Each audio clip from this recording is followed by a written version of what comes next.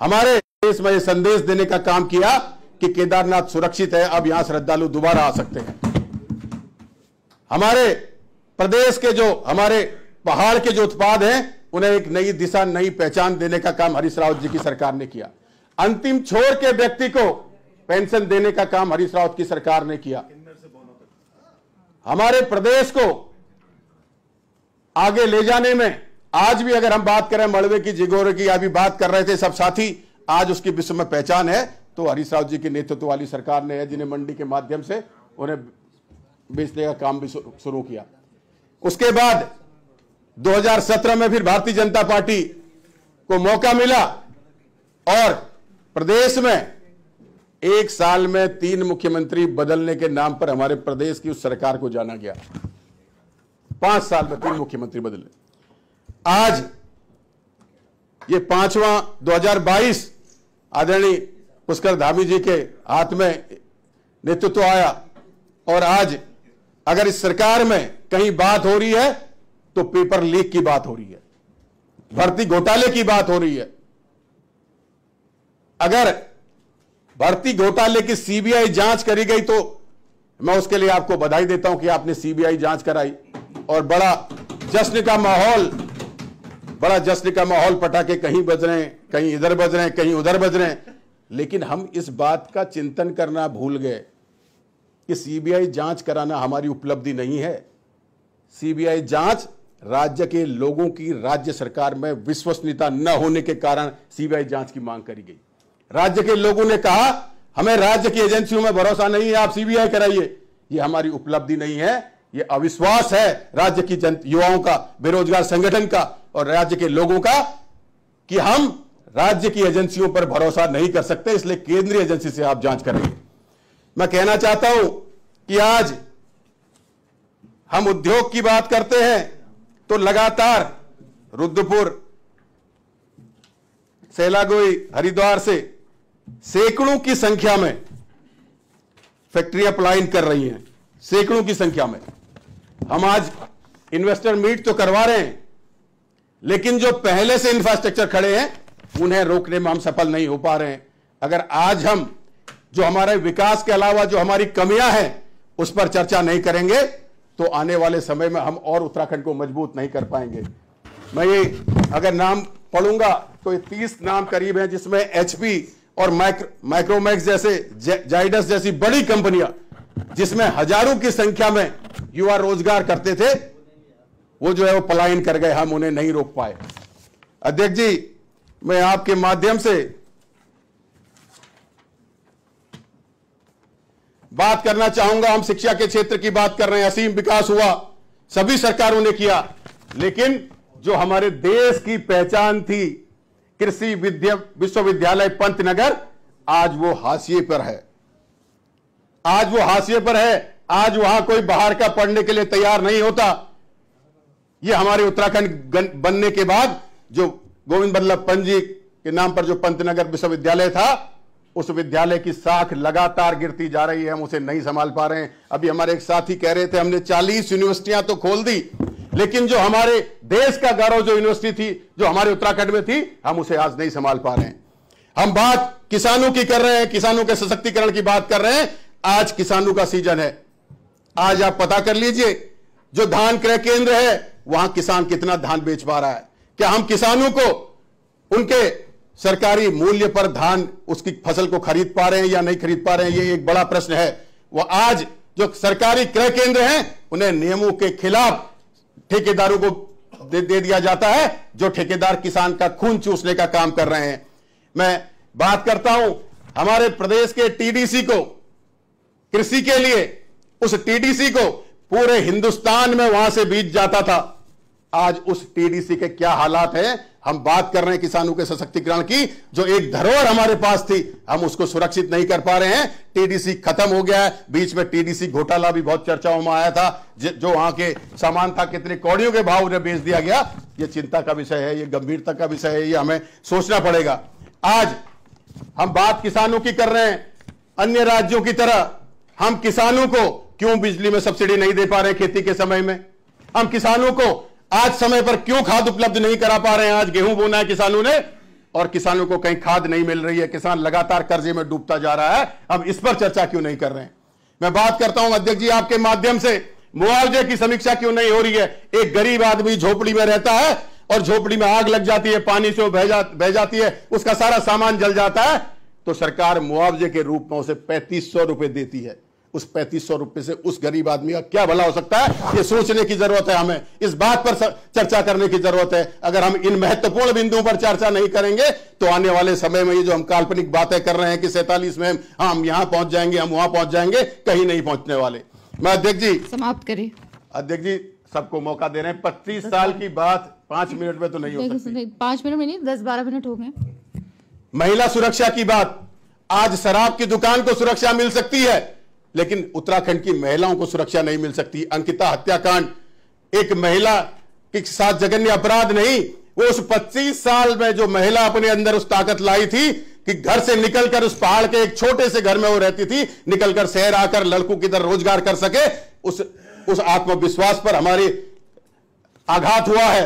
अगर सरकार मजबूती से पैरवी कर यह संदेश देती कि महिलाएं सुरक्षित हैं और कठोर और कार्रवाई करती, तो आज हमारी जो गांव की महिलाएं हैं वो अपनी बेटियों को रोजगार के लिए बाहर जाने में घबराती नहीं, चिंता नहीं करती। मैं रोजगार सुरक्षा की बात करता हूं।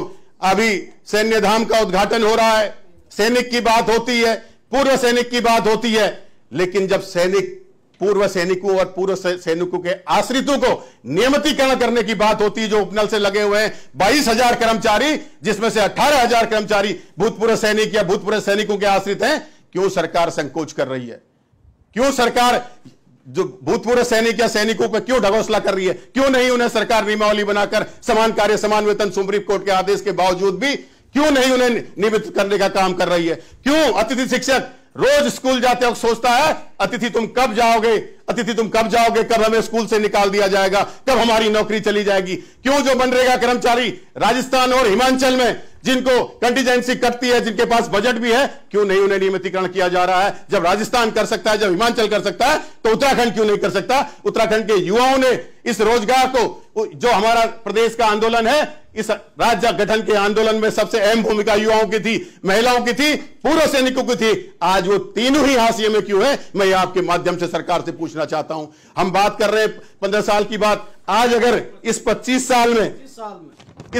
साल में अगर हम बात करें तो इस उत्तराखंड को जवान होने के साथ यहां कुछ जवान हुआ है तो भ्रष्टाचार जवान हुआ है, कुछ भला भी तो हुआ होगा। वो तो भ्रष्टाचार जवान हुआ है, भला हो गया उसका। हम भला करने वाले लोग बैठे हुए हैं। मैं कहना नहीं चाहता, मैं कहूंगा तो बात कहेंगे कि भुवन कापड़ी ने क्या बात कर दी। हम क्या भ्रष्टाचार को रोकेंगे जब हमारी विधायक निधि में 15% कमीशन या अधिकारियों के माध्यम से काटा जाता है?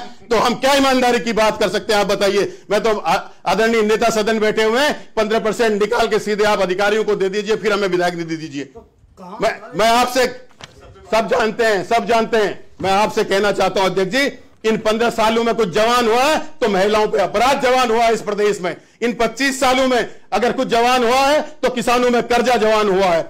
इन 25 सालों में पहाड़ के खेतों में वो जानवर जवान हुए हैं जो खेती को खत्म करते हैं, पहाड़ पे खेती नहीं हो पा रही है। इन 25 सालों में प्रदेश में रोजगार को बेचने वाले अपराधी जवान हुए हैं। इस उत्तराखंड में उन आंदोलनकारी जो आज भी हमारे खटिया में 253 है, उसी ग्राउंड में है जिस ग्राउंड में 800 लोग हुए हैं, उसमें से 3 लोग तो स्वर्ग सिधार गए, उनको अधिकार नहीं मिल पा रहा है। मैं आपसे कहना चाहता हूं, ये बहुत मैं कड़वे शब्द बोल रहा हूं लेकिन ये सच्चाई है, और जब तक हम सच्चाई नहीं स्वीकारेंगे तब तक इस प्रदेश का भला नहीं होने वाला, ये प्रदेश आगे नहीं जाने वाला। आज कल की घटना है, प्रोटोकॉल मंत्री जी से मैं कह रहा था कि अधिकारी किसी भी जनप्रतिनिधि की बात को सुनने को तैयार नहीं है, फोन उठाने को तैयार नहीं है। क्यों इतने अधिकारी बेलगाम हो गए? तो उसके भी कारण है। हल्द्वानी में इतनी बड़ी घटना हो जाती है, 9 लोगों की मृत्यु हो जाती है, 9 लोग मर जाते हैं, 100 से ज्यादा लोग 2 साल से जेल में हैं। अधिकारियों की कमी के कारण, उनकी योजना की कमी के कारण एक भी अधिकारी के खिलाफ कार्रवाई नहीं की गई, एक भी अधिकारी के खिलाफ कार्रवाई नहीं की गई। अध्यक्ष जी, अधिकारियों का भय खत्म हो गया है इस प्रदेश में। अगर हम कहीं जाते हैं, हमारे एक बड़े भाई है, इंजीनियर है, सॉफ्टवेयर कंपनी चलाते हैं बेंगलोर में, और वो कार्टून बनाते हैं, गेम बनाते हैं, और बेंगलोर में कम से कम 1000 आदमी उनके यहां काम करता है, वहां एक संस्था चलाते हैं। उस संस्था में फ्री में वो एजुकेशन देते हैं और उनको रोजगार देते हैं। वो उत्तराखंड में आए, उत्तराखंड के अधिकारी उसे मिले, तो उनका ये एक्सपीरियंस था। वो यहां आकर खुद पैसे लगाकर युवाओं को पढ़ाकर और फिर रोजगार देने का काम शुरू करना चाहते थे। उन्होंने कहा यार कि बहुत हो गया, अब 50 साल के हो गए, अपने राज्य के लिए कुछ करने का मन है।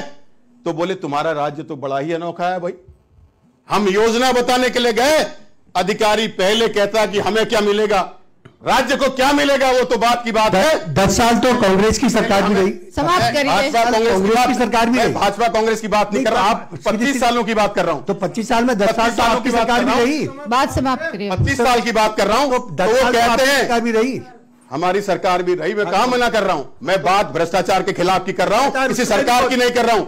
मैं किसी सरकार की बात नहीं कर रहा, मैं भ्रष्टाचार के खिलाफ की बात कर रहा हूं। जो हावी होती हुई नौकरशाही है, जो भ्रष्ट नौकरशाही है, उसको लगाम लगाने की बात कर रहा हूं। मैं किसी सरकार की बात नहीं कर रहा हूं। आज राज्य की रजत जयंती के अवसर पर ये सत्र बुलाया गया है। इस सत्र में हमें वो बात करनी चाहिए दलगत राजनीति से ऊपर उठकर कि हम राज्य को आगे ले जा सकें, हम राज्य को आगे ले जा सकें। अभी न कुछ अच्छे काम भी तो हुए हैं ना, उनका तो एक जिक्र नहीं किया आपने। कई पूरे भाषण में एक अच्छे काम का जिक्र किया है, तो आप बता दीजिए। मसूरी में भुवन भाई, अधिकारी का नाम बता दो जिसने पैसे मांगे, उस अधिकारी का नाम बता दो। वही बताएंगे। मसूरी इतने दावे के साथ सदन में बोल रहे तो बताना चाहिए दिक्कत क्या है। क्या होगा, जिसने मांगे हैं तो बताइए। जिसका बाजार भाव 7,000 करोड़ है, 22 करोड़ इन्वेस्टमेंट करके 15 करोड़ 15 लाख के लिए सरकार ने दे दिया। समाप्त करिए। आदरणीय अध्यक्ष जी, आदरणीय अध्यक्ष जी, अगर हम इन कड़वे घूंटों को नहीं पी पाएंगे, इस कड़वे सच को नहीं स्वीकार पाएंगे, तो हम राज्य को आगे ले जाने में अपना सहयोग नहीं दे पाएंगे। ये हमें स्वीकारने होंगे, ये हमें सुधारने होंगे। अगर स्वीकार कर सुधारेंगे नहीं तो हमारा राज्य आगे नहीं बढ़ पाएगा।